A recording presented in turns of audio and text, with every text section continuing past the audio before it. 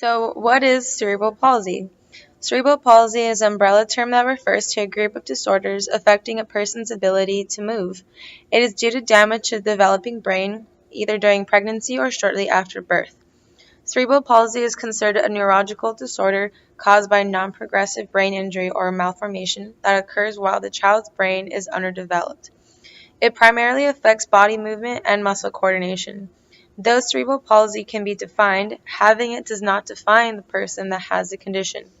Cerebral palsy affects people in different ways and can affect body movement, muscle control, muscle coordination, muscle tone, reflex, posture, and balance. Although cerebral palsy is a permanent lifelong condition, some of these signs of cerebral palsy can improve or worsen over time. Cerebral palsy is the most common motor disability in childhood. About 764,000 children and adults in the U.S. currently have cerebral palsy. In the last 40 years, the prevalence of CP has risen to well above 2 per 1,000 live births. CP is more prevalent in more deprived socioeconomic populations.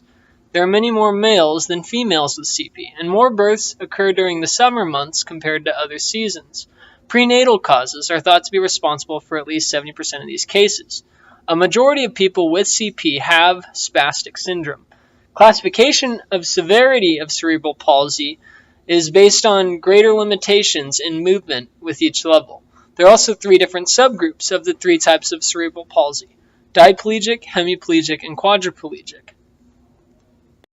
Risk factors associated with cerebral palsy can be broken up into 2 categories: prenatal and postnatal. Prenatal factors include exposure to radiation, infection, lack of oxygen to the fetus, maternal obesity, blood Rh incompatibility, genetic mutation causing brain malformation.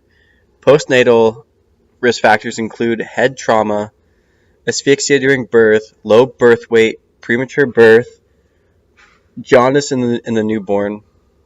These factors can cause brain tissue damage, which can lead to lesions on the brain. During the first trimester of pregnancy, the brain is highly susceptible to numerous amounts of genetic influences, bacterial/viral infection, and chemicals.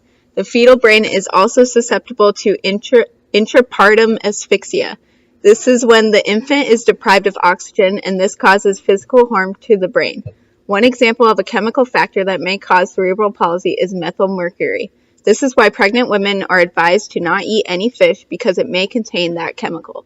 The chemical can cross the placenta and cause damage to the neurological development of the fetus. The result of these factors causes brain tissue death in parts of the brain, leading to lesions causing cerebral palsy. The lesions can damage the white matter in the brain that is responsible for transmitting efferent motor signals. All in all, the location and timing of these lesions will dictate which body parts will be afflicted and what symptoms can arise.